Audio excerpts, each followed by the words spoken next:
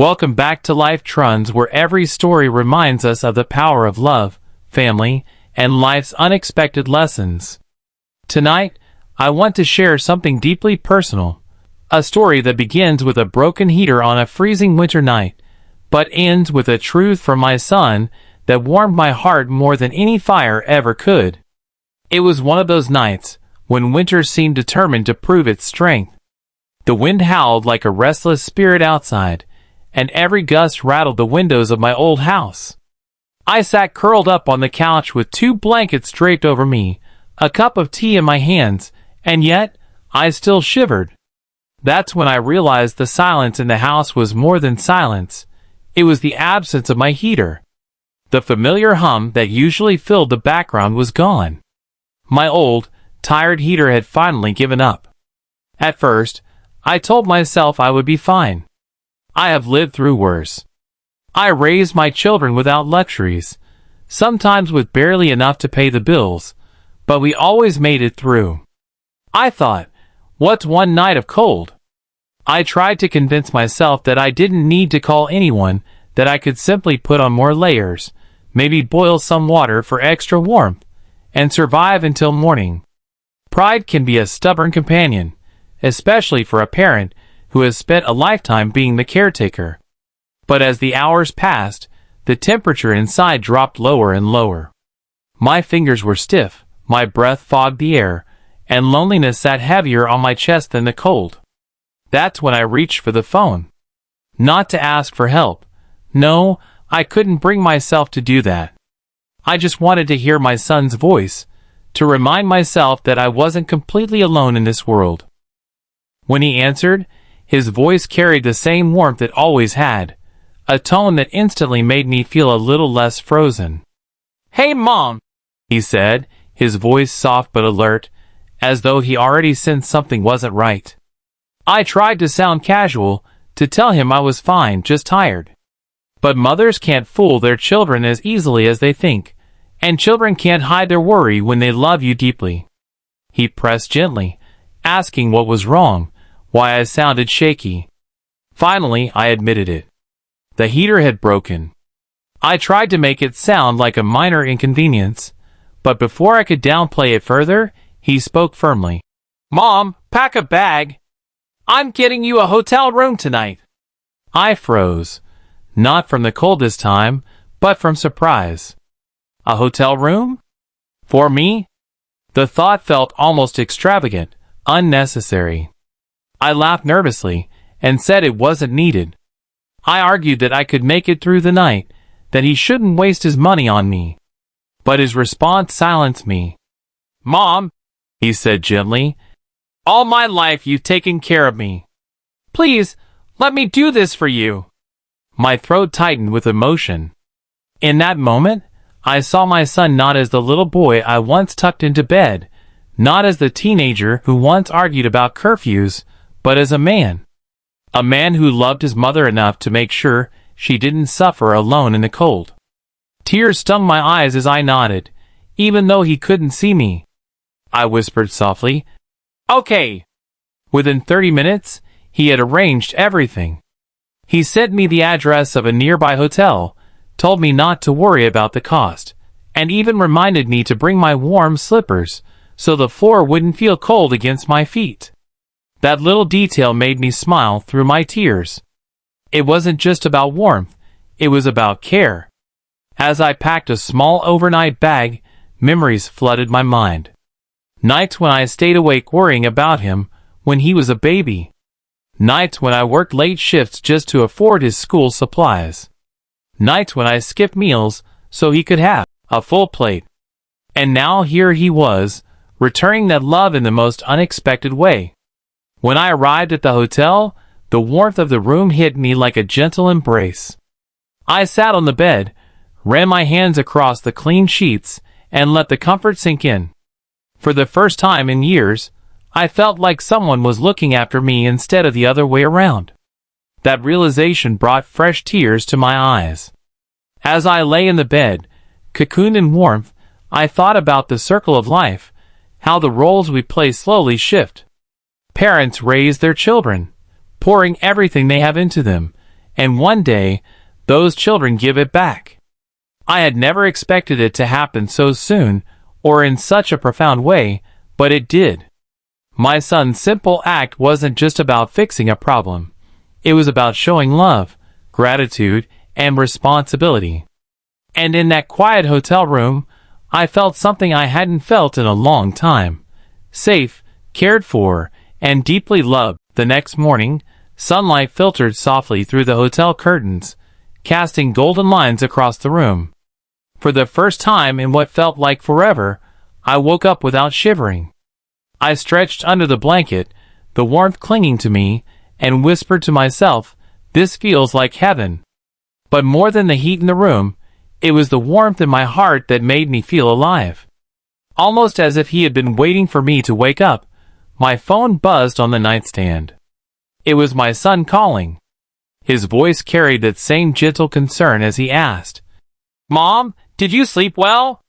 It wasn't about the heater or the money he'd spent. It was about me, my comfort, my well-being. That simple question made my throat tighten again. "Yes, sweetheart," I said softly. "I slept wonderfully." Then, before I could stop myself, I added, "I'm proud of you." There was silence on the line for a brief moment, as though my words had reached a place in his heart he didn't often let show. Then he whispered back, "I'm proud of you too, Mom." That exchange was worth more than any luxury, any gift money could buy. After the call, I sat quietly in the room, thinking back over the years. Life had not been easy. I had been a single mother for much of his childhood, working 2 jobs just to keep a roof over our heads. There were nights when I came home exhausted, too tired to even cook, but I always made sure he had something to eat. There were winters when the heater barely worked even then, but I layered him in sweaters and tucked him in tight to keep the cold away. He never complained, and somehow I thought maybe he didn't notice the sacrifices I made. But now, watching how much he cared for me, I realized he noticed everything. Later that day, my son came to pick me up from the hotel. As he hugged me in the lobby, I could feel his relief that I was safe, that I hadn't spent the night alone in a freezing house. On the drive back, he told me he had already arranged for someone to come and repair the heater. "Don't worry about a thing, Mom. I'll cover it," he said, gripping the steering wheel with determination. I started to protest, as mothers often do, but he interrupted with a firm yet gentle tone. "Mom, do you know how many times you sacrificed for me? How many times you went without so I could have something? This is nothing compared to what you've given me." His words broke through my defenses, and tears spilled freely down my cheeks. I turned my face toward the window, hoping he wouldn't notice, but of course he did. He reached over, gave my hand a squeeze, and said softly, "You don't have to carry everything alone anymore." That moment struck me deeper than I can describe. All my life, I had felt it was my duty to be strong, to never show weakness, to bear every burden for the sake of my child. And now, here was my son, a grown man, asking me to let him carry some of the weight. When we got back to my house, the heater was still silent, but my heart was loud with emotion. As we waited for the repairman, my son made us both some coffee. Watching him move around my kitchen, pouring sugar into my cup exactly the way I like it, filled me with both pride and nostalgia. I remembered teaching him how to boil water when he was barely tall enough to reach the stove. I remembered him spilling milk across the counter and laughing nervously as I reassured him it was fine. And now, here he was, confidently making coffee and caring for me as if he had always been meant to do it. We sat together at the kitchen table, sipping from mismatched mugs, and he began to share things I had never heard before. "Mom," he said, "do you remember those winters when the house was so cold and you wrapped me in extra blankets?"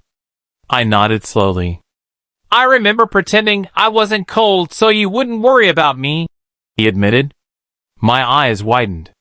I hadn't realized he had hidden his discomfort just to protect me, he continued. "I used to hear you crying sometimes at night. I didn't say anything because I didn't want you to feel bad. But those nights, Mom, those nights made me strong. They made me want to be the kind of man who could take care of you the way you always took care of me." His voice cracked slightly as he said the last words. I reached across the table, grasped his hand, and whispered, "You already are, sweetheart. You already are." The repairman eventually arrived, and while he worked on fixing the old heater, my son and I sat in the living room, talking about life. We laughed about silly memories, like the time he tried to build a snow fort and it collapsed on him, or the time I burned a pie but pretended it was extra crispy, on purpose.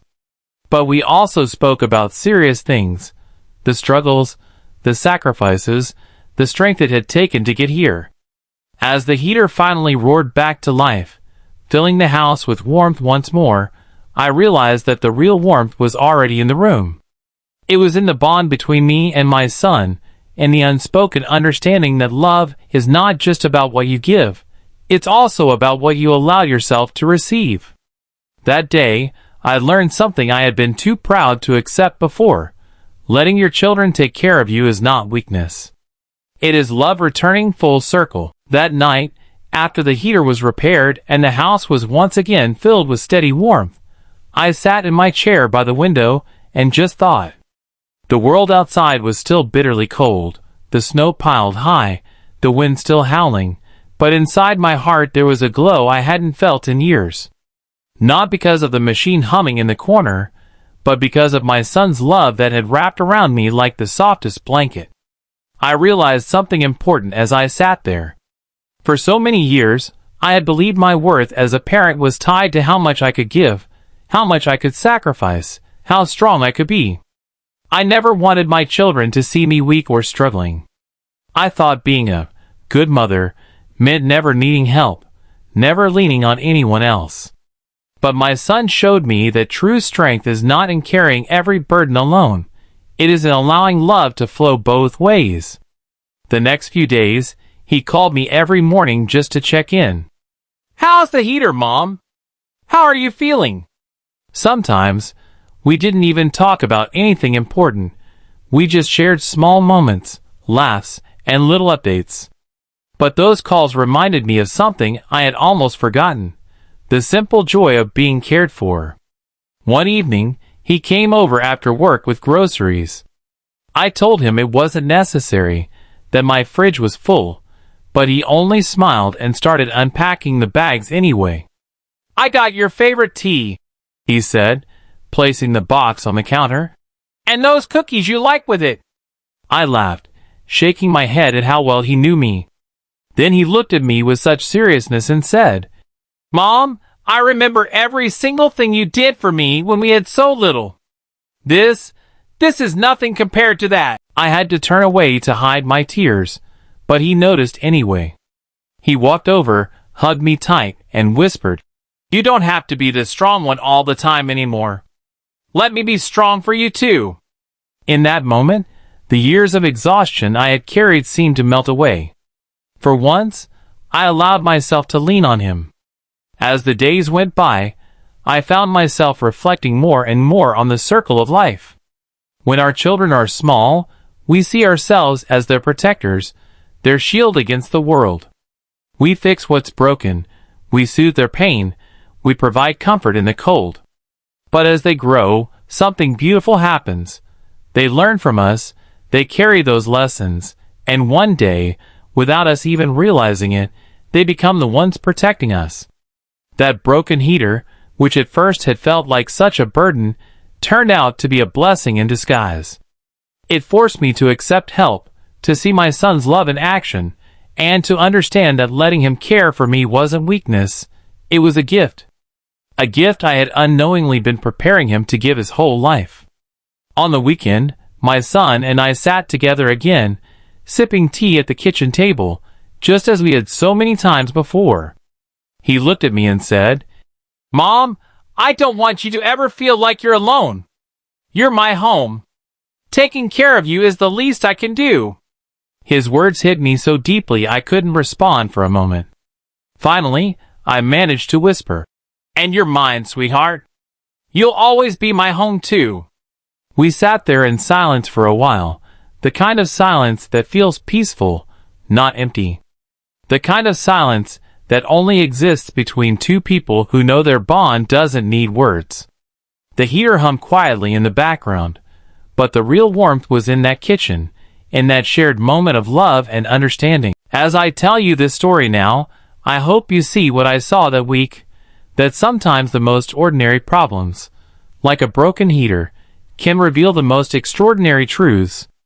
That love doesn't end when your children grow up. It transforms. It becomes a partnership, a circle of giving and receiving, a bond that only deepens with time. If you're a parent listening to this, I want you to know it's okay to accept help. It doesn't make you weak. It makes your children strong. It shows them that their love matters, that their care has value, that they are capable of giving back. And if you're a son or daughter listening, I want you to remember that sometimes the smallest act of kindness can mean the world to your parents. A warm meal, a thoughtful call, or even just sitting with them in silence can melt away years of worry. That night when the heater broke, I thought I was alone. But my son reminded me that I will never be alone, not as long as love flows between us. And that, my friends, is the greatest warmth of all, the warmth of a heart touched by gratitude, by kindness, by family. So, the next time life throws a problem your way, look deeper. Maybe it's not just an inconvenience. Maybe it's a chance to see love in action, to feel connection in its purest form, and to discover truths that melt your heart in ways you'll never forget. And that is the story of how my son offered me a hotel room on a cold night when the heater broke, and how his simple act of love revealed a truth that will stay with me for the rest of my life.